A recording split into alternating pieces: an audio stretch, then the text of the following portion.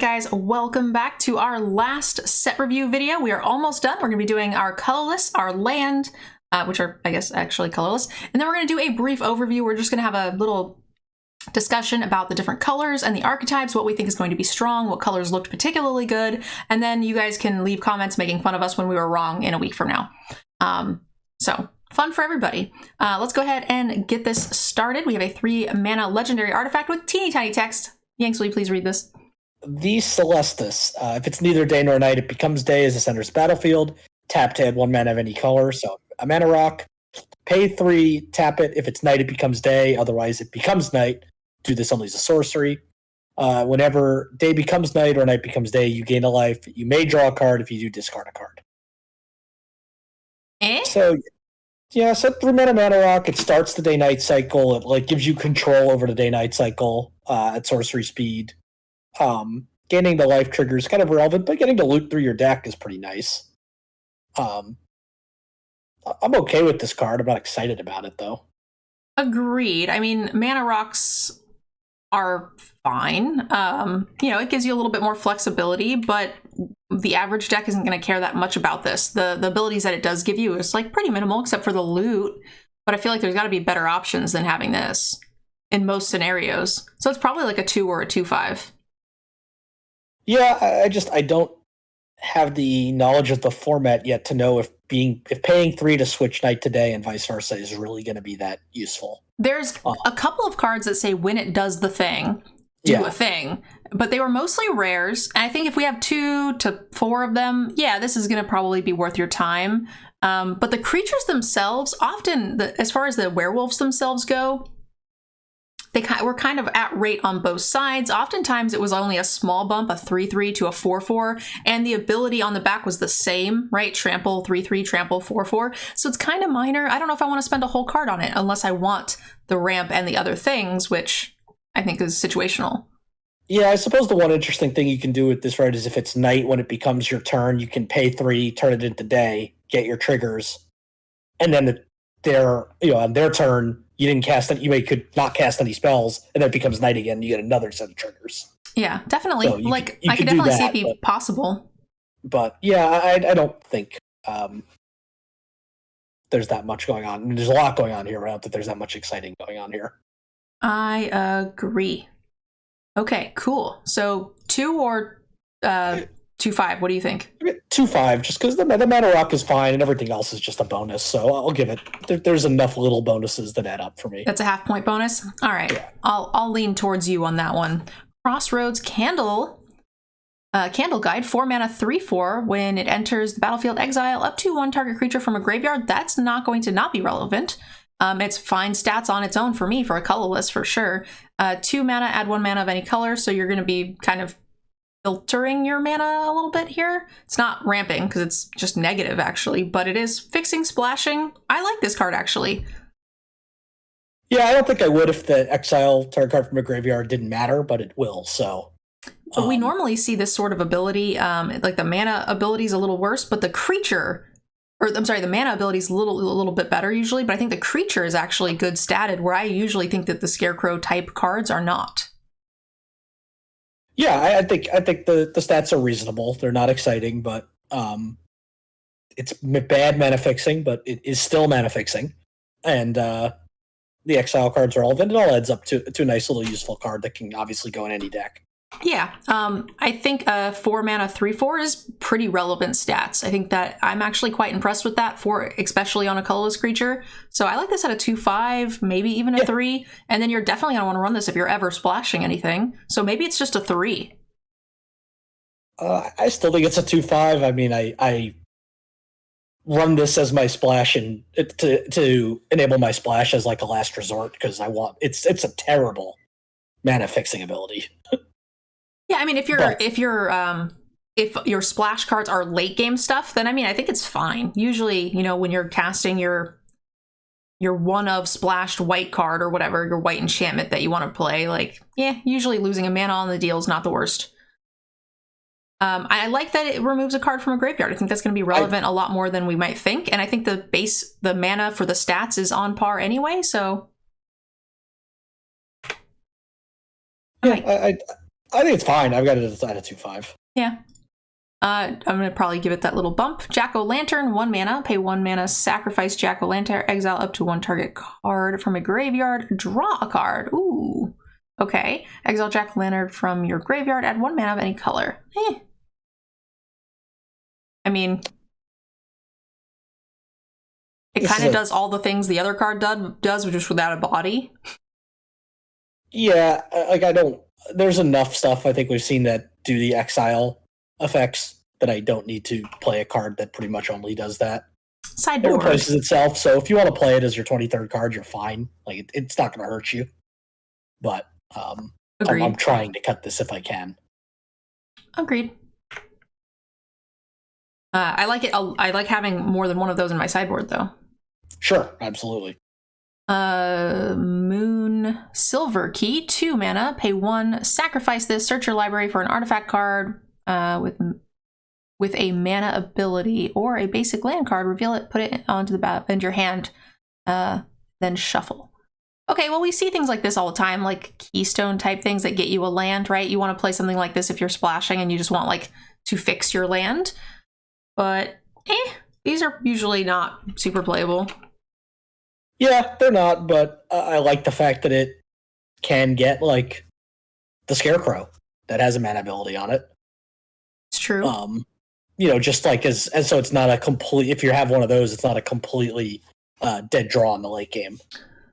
I think I will run this card like twice in the entire set. I don't expect to play it often. And I feel like the time I'm running this is when I am in main black with the black artifact and I'm splashing another color.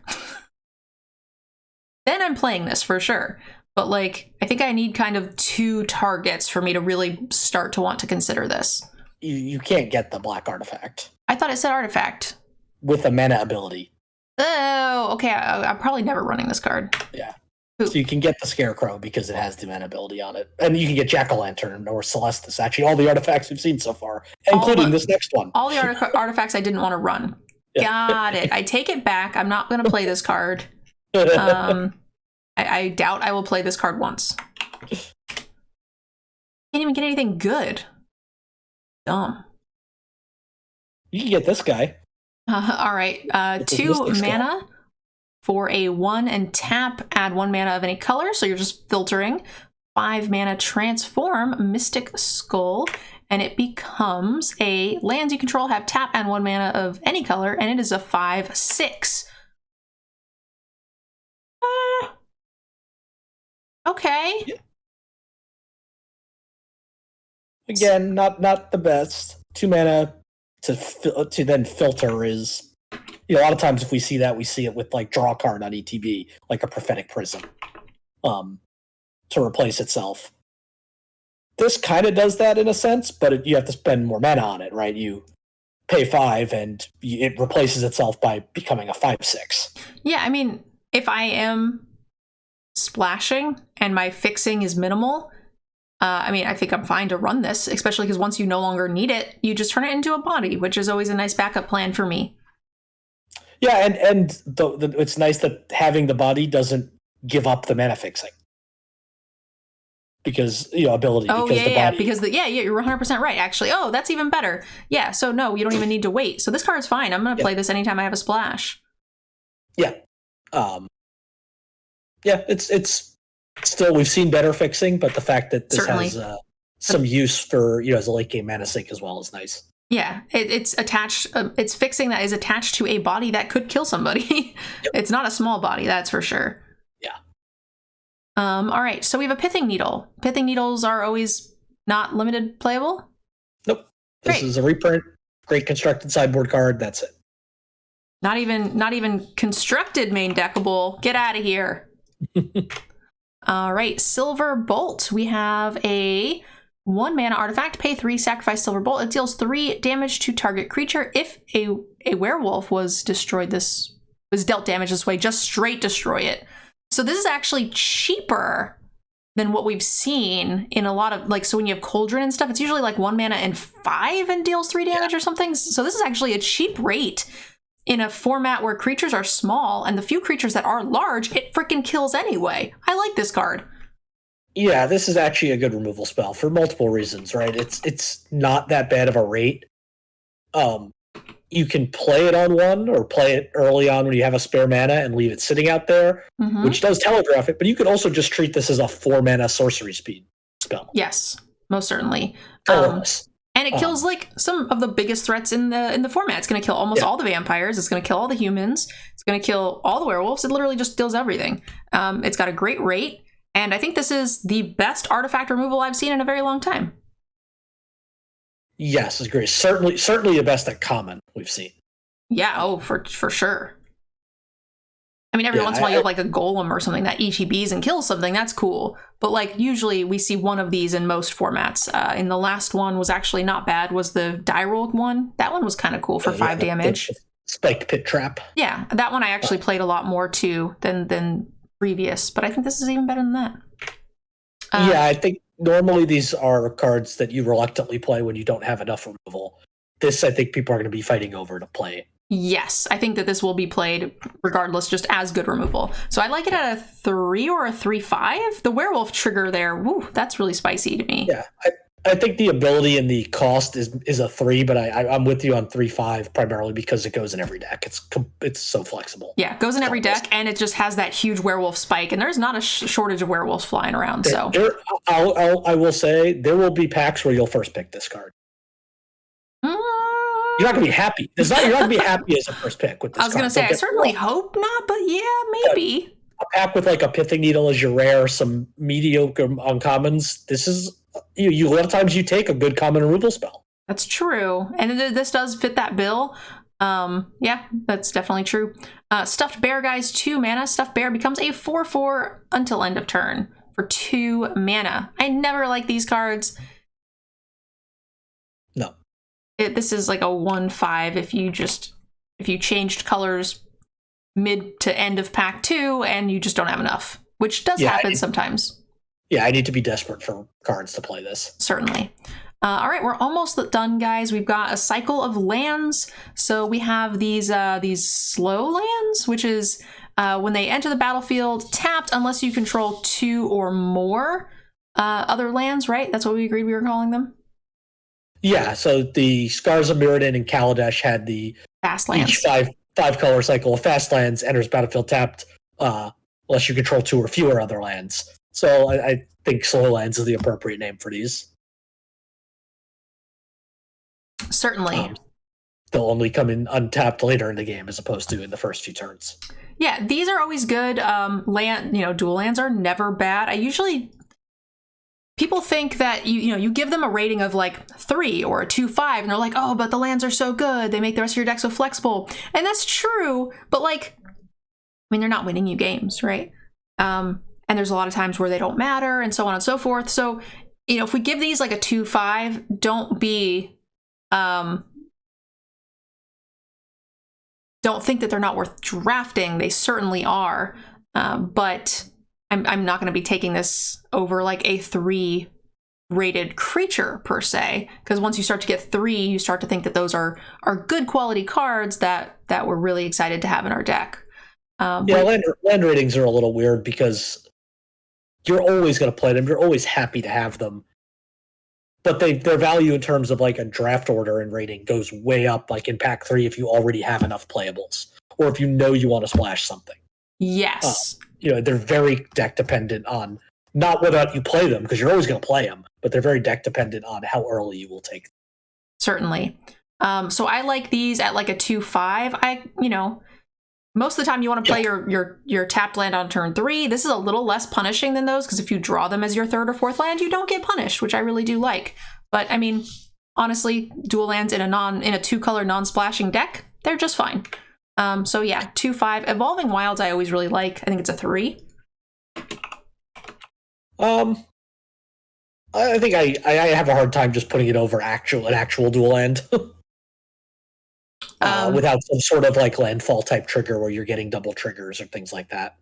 I like it because it's flexible. So if you are in that 3-color deck, I like it almost more, because then you get any of the 3. So if you have like, the dual land in your hand could be white blue with a plains, and then you're like, okay, well, I still don't have my splash lands. Whereas if you have a plains plus this, then you can kind of play it and do whichever one you want, or whichever one you don't draw, whichever one is based on the cards you happen to draw with it, right? Because maybe you drew more of the red cards and not your splash. You know what I mean? Like, it just, for me, offers a lot more flexibility. Oh yeah, Evolving Wilds is better in the 3-color decks, but the other ones are better in your 2-color decks, and that's going to be a larger percentage of your decks, I think. I agree with that, but there's only a 5-color cycle to, yeah. Oh yeah, true. We do not have the enemy color. Yeah, so whenever I'm looking at these, I'm usually kind of hoping for splash fixing. If I'm just 2 colors anyway, I don't usually care very much. Field of Ruin added a colorless. Sacrifice it, destroy target non-basic land an opponent controls. These are not playable. Right? Constructed reprint. Yeah, this is no bearing here. This is not a thing. Moving on, it is a 1. Okay, so we have another slow land, 2/5 for me, and then we've got the Hostile, which is a good name. It's a colorless, adds a colorless. I'm sorry. And you can sacrifice a creature, put a soul counter on this. Then, if there are 3 or more soul counters, remove those and transform this. Then untap it, which is cute. Activate only as a sorcery, so you can't do it in response to removal. And then once it's transformed, it becomes a creeping in. Whenever creeping in attacks, you may exile creatures from your graveyard. If you do, each opponent loses X life. You gain X life, where X is the number of creature cards exiled with creeping in. Oh, okay, and for 4 mana, you could phase it out and protect it. That's kind of cute. This could just be like, flip it, attack you, exile 6 things, and you're dead. Well, you only can exile 1 a turn. Oh, I thought you just got to exile creatures. I was just like, what the fuck? Yeah. You get, so like the first time it attacks, you exile it, and X is 1. The second time X is 2. Third time X is 3, etc. And it is a 3/7, which is kind of beefy. Like, even if it's not going to get in, if it's going to bounce on their 4/4, you still like get some chip damage in for creatures that aren't relevant in your graveyard. I like this card. I'm probably running it in any 2-color black deck. I think there's no reason not to. It doesn't have like a ton of downside. Yeah, it doesn't have the downside. I'm not excited by it. Certainly not. But I'm excited by the names. Anytime that you can have a creature, a land that turns into a creature is really nice. Now, the biggest downside is that you have to sack to make that happen. So really, we're looking for like the zombie tokens for this to be relevant. And if I am running a blue-black control deck with minimal creatures, then I'm probably not, because it's not instant speed, so you can't do it in response to removal, meaning you just have a lot less targets. You have to have things that are worth sacking. So I think that will be... Blue-black is going to have a lot of those decayed tokens, though. Yeah, it just meant that there is a scenario where possibly you don't have them for whatever the reason is. The counters and stuff, I guess, also have them sometimes, but what is it? So black-white should have them too. What's the other color pair? Is there another one? Black. Yeah, I actually think black-blue is probably, and other than maybe black-white, are probably the 2 decks I'm most likely to play this in. I agree. That's why I was saying any black, but just in a hypothetical world where you just don't happen to have a lot of sack options that are recurring, that aren't just better to have 3 bodies without, you know what I mean? Yeah, that can certainly happen, I think, in any color pair, but... Yeah. Because that is kind of a big commitment. Sorcery speed, sack 3 bodies to make a 3/7.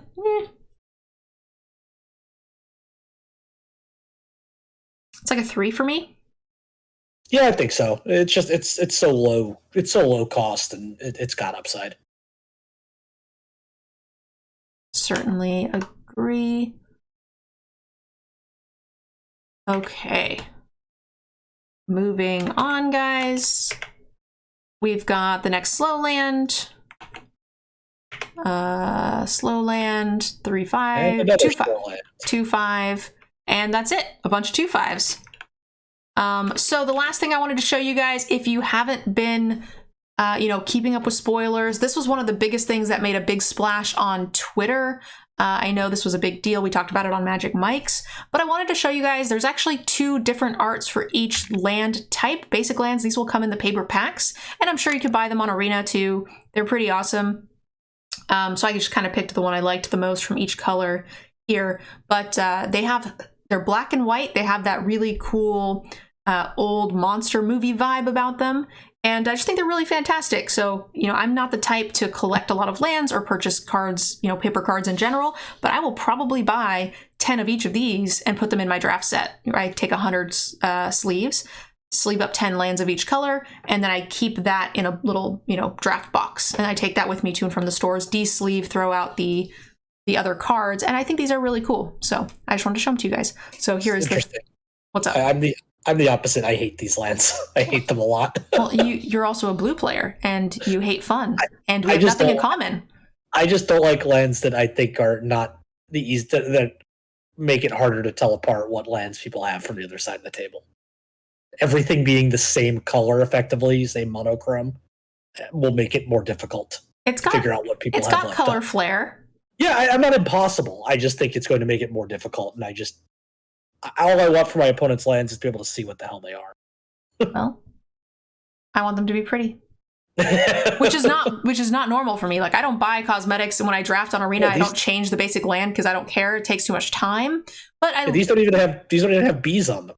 That's true. But I do like full art lands, and I like them when they're pretty, so it's fine. Right now, I've been using my unhinged lands forever, which is an expensive draft set. Unhinged lands are great. The unglued lands are great. Unhinged lands are great. Full art lands are great. I just prefer them to be colored, not all black. So the swamp, I think, is kind of one of the prettiest, more monstery vibe, which I really dig. And then it gets kind of just, spoopy, and gives you that spoopy vibe here, which I like. So thought I would share them with you if it's something that you guys are super interested in. It's kind of unique that we don't see in a lot of sets. But that is it, guys. We are done with our set review. This video is a little bit on the shorter side, so I wanted to take a minute and just kind of chit-chat with you Yanks and talk about the different themes and mechanics. Just, now that we've seen the full set, what do you think of, the night and day? How do you think that is going to affect gameplay? I think that's actually, to me, even though we've seen stuff like it before with transforming werewolves, is actually the hardest to figure out just how much is that changing back and forth going to affect the gameplay. Now, part of that is I didn't play original Innistrad. I did play Shadows over Innistrad. So I don't know. I like the idea. The execution looks pretty good. I like that everything's going to be in sync now, which makes it easier to identify the board state and what it should be, prevent some mistakes in paper. But even not in paper, it's just so hard to lose track of the different werewolves when one is flipped and one isn't, and who's played a spell and who hasn't played a spell. So it's just going to make things so much simpler, which I do like. It's going to mess people up just because they're used to one mechanic. But when we're talking about limited, it's fine. Most people are new anyway. It doesn't matter.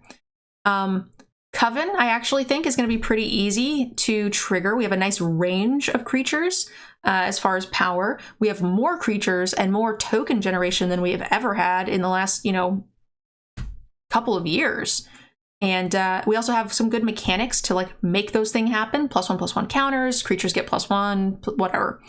So that's going to be kind of a sweet mechanic. I think Coven having different powers, I do not think is going to be hard. I think people do underestimate a little bit how infrequently board states always whether or not you have just 3 different creatures. There are a lot of games in Limited where neither side ever really has 3 creatures on the board. Maybe in your games. No, just against any deck with a lot of removal. It doesn't mean they're necessarily going to win, but you don't often, unless you're generating a lot of tokens, which there are plenty of tokens in this set, don't get me wrong. There are a lot of board states where it's a lot of things trade off, things get killed, and you've got, 2 creatures on each side, and then Coven doesn't do anything. Yeah, but this is got a lot more of those things to help enable it than any other set. So also, you're never playing the heavy creature decks. So then it's like a 50-50 chance if your opponent is. So it makes sense that you would see less than someone like me who's always playing 17 creature deck. What do you mean heavy creature decks? I play decks with like 8 or 9 creatures sometimes. God damn it. So I don't think it's going to be hard to trigger. I think it's going to be pretty awesome. There were even cards that came in as like an 0/4 with a 1/1. And yeah, I think it's going to be super easy to trigger. And I'm excited about it. I think that also part of what lends to it being moderately easy to trigger is that most of the Coven abilities were pretty minor. +1/+0, not things that were going to affect the board in any long, meaningful way. Some of them were, stronger than others, but for the most part, they were just like kind of a little plus, like sort of rolling, like in the last set, rolling a 10, right? 10 or better, you got like the spell plus. It wasn't like a true crit with like double damage or anything crazy. See, now you compared it to die rolling. Now I have to dislike Coven. Well, you and I just don't play Magic the same. That's okay. I like to turn stuff 90. You like to make sure I don't have anything to turn 90, and then we see who gets there. It's fine. Yeah. I think it's a little weird that the Coven is in like the white green mostly. I feel like we should have Coven with the vampires because that seems flavorful, but whatever. Yeah, I do agree with that. That does seem like it misses the mark there. We also didn't have party in D&D, so I feel like we're missing a bunch of just like free bullseyes. Wizards like, no, we don't need them. It's cool. Like, flavor, not for me. And that's part of why Coven reminds me of Party in that it felt, I think it feels easier to accomplish than it actually is. Yeah. Granted, I do think Coven is easier than Party, for sure, but we get it. You don't play creatures. It's not going to be easy for you. What colors do you think looks the best? Give me the top 2. Can I pick black twice? Yeah, I mean, black looks absurdly good in this set. Honestly, I'd probably say black-red. Yes, I agree. I think black-red is really good. Now, I will concede that I probably often think black-red are the best colors just because they always have the best removal. So that without having played the set, that always just looks strong. Their premium commons look stronger than other sets. Other colors' premium commons. They still just like their multicolor cards seemed good. Like they didn't have a lot of duds, which I feel like red usually does. Red did not have the random collection of unplayable commons it usually does. I think the most one-rated cards are always in red. Agreed. Black had, at least the monocolored cards, had the best rares and mythics as a whole. I mean, there are obviously some that are great in other colors as well, in every color. But I do think black is, just from looking at the cards, it feels like black is on a tier of its own as the best color, followed by red, a little bit lower green, and then blue and white below it. Blue, as much as I love playing blue and the counter spells are good, really disappointing in terms of card draw. I actually agree with all of those things. I have the same color tier. I also was very underwhelmed with the blue card draw. I might put white above blue. Would be like my one switch there. To me, it's a toss-up between those two. I think they're similar. I could be underrating white because it's so aggressive and that's not the style I like to play. So I'll certainly acknowledge that.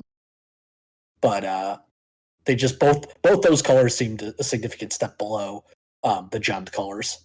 Yeah, that's fair. I agree. The Jund colors were definitely the premium tier here. The vampires and the werewolves, those themes seem very good. Even the humans go wide to have the payoffs, but I mean, the uncommons and the rares in the wolves and the vampires just seemed so good. And the common and uncommons in the vampires seemed particularly good with those, like, if they had dealt damage this turn, do this bonus thing. And those seemed like better triggers oftentimes than the Coven abilities. So I'm pretty over the moon with like the Rakdos, Gruul builds, which are actually the types of decks I usually like to build anyway. So I am very much looking forward to shuffling up some werewolves and vampires. So that's super exciting, which actually works out perfectly because CGB's in the channel and he's our resident werewolf, and I will be a vampire token for the next set, guys. So make sure you guys check those out. You guys can see CGB's token. He'll be promoting it in his channel. You guys should definitely check out his cool stuff link to get that. And then for the next set, my token will be a matching token. That will be a vampire that when you put them side by side will have some full art option, which is pretty sweet. All right, Yanks, that's it. You got anything else to say? So I had my one question for you is what, and you can obviously revise this answer later, but what's the one card you're most excited to play in this set? I'm very tired. I don't remember half the cards. That's why I said you can always change your mind later. I'll give you an answer. Just give me one quick. Let me thumb through these multicolored cards. I feel like there was something I got very excited about. I'll give you one for me, which is not, it doesn't look like an exciting card, but I just have fond memories in the past, which is Thermal Alchemist. Okay. I love that blue-red ping your opponent to death with an 0/3 wall repeatedly. The Florian Scion seemed bananas. Yeah. Ooh, Forgotten Archangel. That I love some Orzhov goodness flyer drain type decks. I've always loved me some Orzhov. When those decks are a thing, I'm a very happy person. So that'll be fun. Yeah, Liesa does look really strong. All right, guys. So I think that's the end here. This one's a bit shorter. I hope you guys enjoyed those set reviews. Make sure you guys leave us a comment. Let me know what you thought of our set review. We will be doing some, after we get some experience, probably week 2 and like week 4 or 5, we'll do some revisions for cards that we were either way too high on or way too low on. Those always do very well. So we'll keep you guys up to date on that. And if you guys need help drafting, make sure you guys check out our draft economy video so that way you guys can make sure you're playing the right format based on your win rate. And the last thing is in our Discord, which there are links to on the page and down below in the info section. I have a 7-win category where I post all of my 7-win decks for you guys so you can see what cards. I'd like to give a special thank you to those of you who have signed up for our Patreon. I couldn't make this content without you. Also to Cool Stuff Inc. and KMC Sleeves for supporting the channel as well. Definitely check them out and use our discount codes to support the channel.